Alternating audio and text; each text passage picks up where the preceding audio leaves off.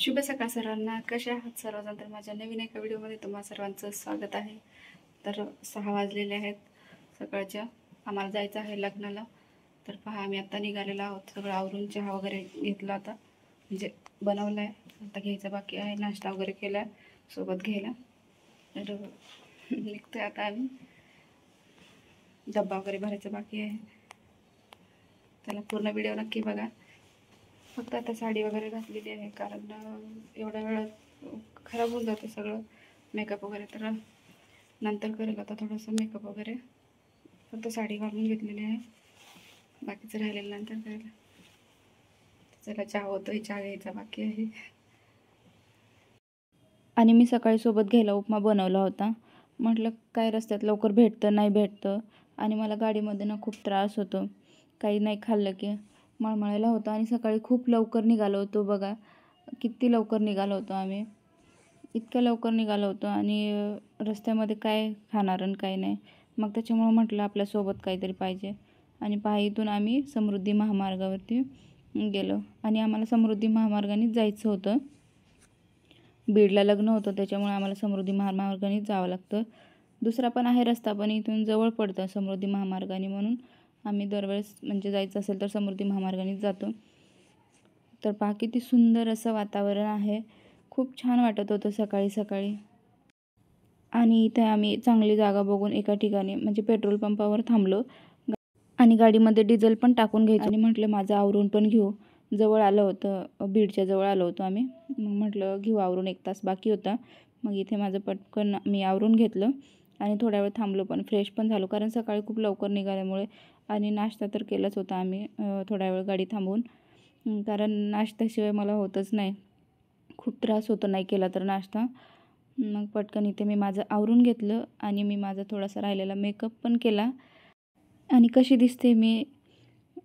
आणि मग नंतर म्हटलं चला आता निघूया, कारण रस्ते खूप खराब होते, त्याच्यामुळं आम्हाला थोडा उशीर झाला लग्नाला. लग्न लागून गेलं होतं आणि दूर असल्यामुळे पण खूप उशीर झाला. आता काय जाऊ द्या म्हटलं, आता होत असतं उशीर कधीतरी. मग जेवण वगैरे केले. आम्हाला पुढे निघायचं होतं जेवण, आणि भेटलो सर्व नातेवाईकाला. आणि मग तिथून लगेच निघालो आम्ही, कारण पुढे खूप उशीर होत होता निघायला. मग लगेच निघालो. आणि आम्हाला इथून बीडवरून धाराशिवला यायचं होतं, आणि मग धाराशिववरून तुळजापूरला यायचं होतं. आणि इथेच आम्हाला 2-2:30 वाजल्या होत्या, म्हणून म्हटलं पटकन निघूया. इथलं आवरलं पटकन आणि मग निघालो. एकतर रस्ते एवढे खराब आहेत तिकडचे, बापरे खूपच खराब आहेत तिकडचे रस्ते. काय करणार पण आता. चला, तर आता आम्ही निघालेलो आहोत धाराशिवला. तर पहा कसे रस्ते आहेत हे.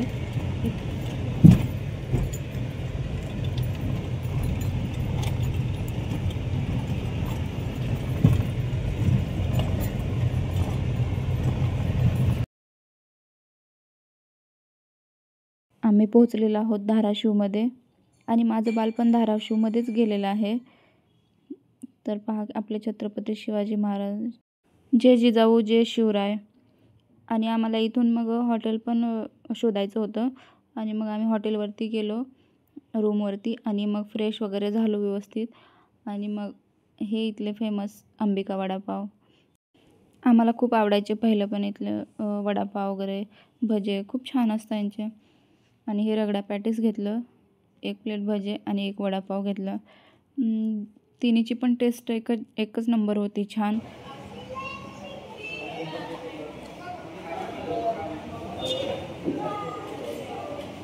गरम गरम देतात ते, एकदम छान असते त्यांची टेस्ट.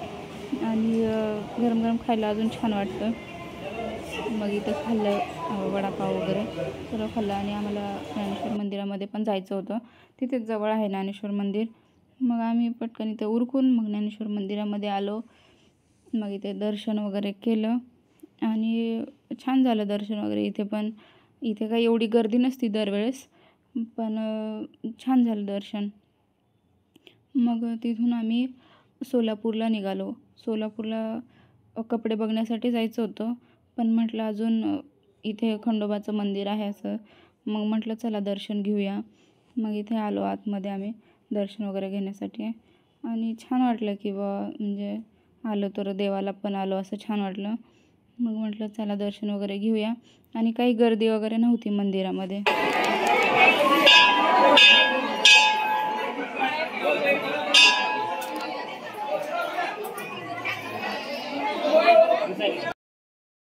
आता मंदिर म्हटल्यानंतर थोडीफार तर गर्दी राहणारच, पण अशी दरवेळेस जी गर्दी असते ना ती तशीवाली गर्दी नव्हती. मग त्याच्यामुळं आम्हाला छान वाटलं दर्शन करायला. आणि अशी खूप गर्दी असल्यावर पण नको वाटतं दर्शनाला. आणि मग इथे बाहेर आलो, थोडंसं थांबलो. किती छान आहे बघा, खूप छान मंदिर आहे. ते जुनंच मंदिर आहे तर खूप छान आहे. अजून एक ब्लॉग येणार आहे, कारण खूप मोठा ब्लॉग झाला असता हा, त्याच्यामुळे मी काय त्याच्यामध्ये पूर्ण नाही घेतलेलं. अजून एक ब्लॉग येणार आहे, नक्की पहा. बऱ्याच ठिकाणी आम्ही गेलेलो आहोत अजून देवदर्शनासाठी. त्या पुढच्या ब्लॉगमध्ये मी नक्कीच दाखवेल तुम्हाला कुठे कुठे गेलेलो आहोत, कारण हा खूपच मोठा ब्लॉग झाला असता म्हणून मी ह्याच्यामध्ये नाही घेतला नाही मी याच्यामध्ये. नक्कीच पुढचा ब्लॉग बघा. खूप फिरलो, खूप तिथल्या तिथं सगळीकडे बघितलं, सगळीकडे फिरलो.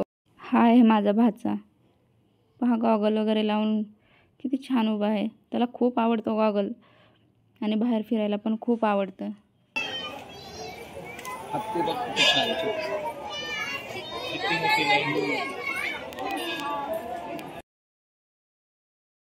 कपडे बघायचे होते, मग कपडे वगैरे बघितले, इथे घेतले, काय घ्यायचे होते ते. छान आहेत आणि सोलापूरला कपडे छानच भेटतात बघा. बजरंगबली की जय, जय श्रीराम. किती मोठी मूर्ती आहे बघा हे. आणि आता निघालो आम्ही घराकडे जाण्यासाठी. आणि इथून जाऊन मला शेतामध्ये पण जायचं होतं भाजी खुडण्यासाठी. आणि 2 दिवस राहिले होते, मग 2 दिवस दर्शनामध्ये जाणार म्हणून म्हटलं थोडा वेळ आहे, भाजी खुडून घेऊ. इथे आलेले आहे मी शेतामध्ये, कारण 5, 5:15 झाल्या होत्या, त्याच्यामुळे थोडासा अंधार पडलेला आहे. तर पहा, अशी आहे आमची शेती. पवनचक्क्या पण खूप आहेत शेतामध्ये बघा.